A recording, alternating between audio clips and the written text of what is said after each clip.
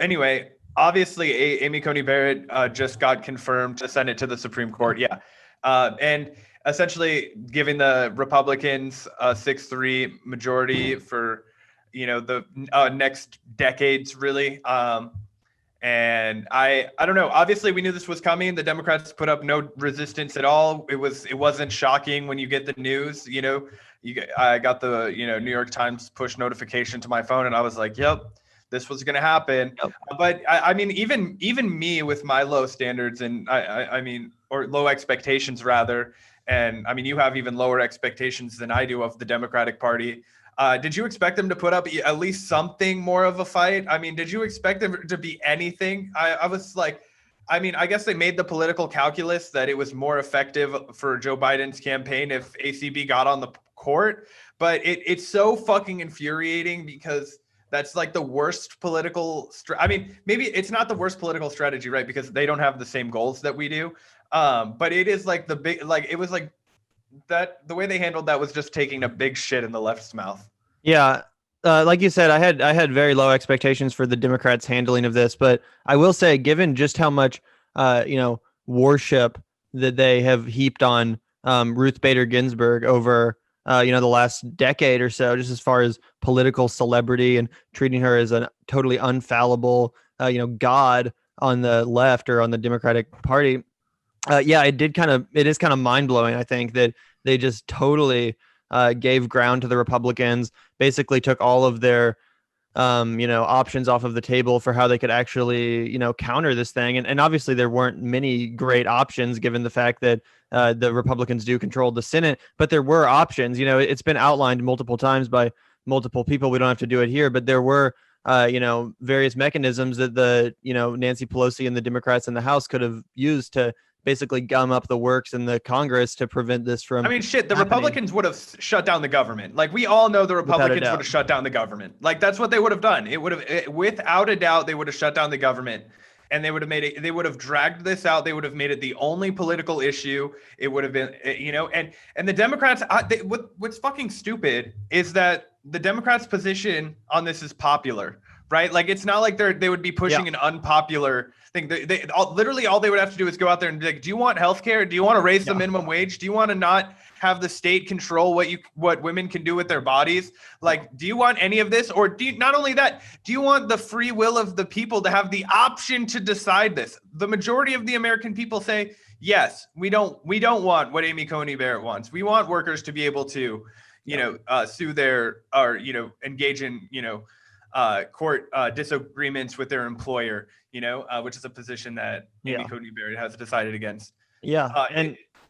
Go ahead. I think it's just insane too, that the Democrats, they totally use the general election going on in the background as basically a way to totally divert attention from this and as an excuse to not have to deal with it. They basically just said, well, because there's an election going on, we don't want to give the impression of same with stimulus checks. They abdicated completely on that. Yep. So it's just like, basically because of their election and the fact that, like you said, they decided that, I guess in their political calculus, this benefits Joe Biden, that justifies the total lack of action, the total, malfeasance, I guess you could say. And this will have dire consequences, of course, for the progressive movement. Any accomplishments that we wish to, pass will, of course. Or even anything that Joe Biden would have wanted to pass. I mean, he already came out and said that he isn't even for limiting term limits on Supreme Court, which means it's going to be a massive fucking war if we're going to get him to stack the Supreme Court. I mean, a massive war. The amount of public unrest pushing him to do that is going to have to be extreme. I mean, we're going to need buses of people from everywhere from, Portland, Maine to Portland, Oregon, fucking, or, you know what I mean? Timbuktu. Yeah. Everywhere. Yeah.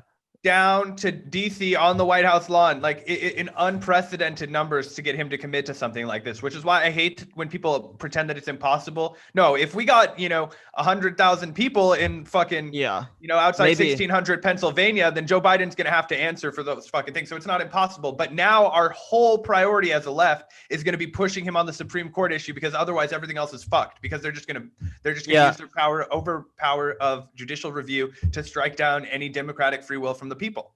I don't imagine that John McCain and Jeff Flake would agree to join the Biden administration or endorse him if he actually was serious about packing the court or expanding it or whatever language you want to use. You mean John McCain's wife? John McCain's dead. Sorry, did I say John McCain? Yeah. I meant John Kasich. Sorry. Oh, John Kasich. Yeah, John Kasich. I was like, John McCain's wife, I think, is on his transition team. Yeah, like, Cindy McCain. Anyway, I doubt all these moderate not moderate. I doubt all these, Republicans would be, dallying up or joining the ticket, getting in the Democratic camp if they actually had any intentions of doing anything like that. And of course, Biden always likes to channel, I'm going to be the most progressive president since FDR. Well, one of his actual legacies was threatening to expand the Supreme Court, which is how he got the New Deal passed, because in a similar situation, the Supreme Court was threatening to strike down the New Deal in any iteration that he passed it. So he basically had to bully them into, passing it, because they realized that if the Supreme Court was massively expanded in the way he wanted, then their positions would become so much more irrelevant.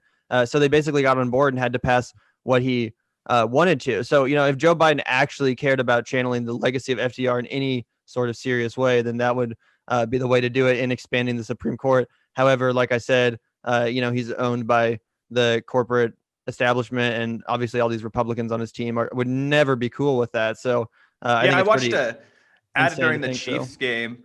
That was basically the Republicans using Ruth Bader Ginsburg audio saying, I disagreed with FDR when he talked about stacking the court. And it was just like a big picture of Ruth Bader Ginsburg. And she was like, even RBG herself knew the dangers of stacking the Supreme Court. Will socialist Biden, or whatever the hell, messaging. But yeah, it was essentially taking a Ruth Bader Ginsburg quote, talking about how she was like slamming FDR, or not like slamming, but like basically being like, I don't agree with him about this, that we should never stack the court. Yeah.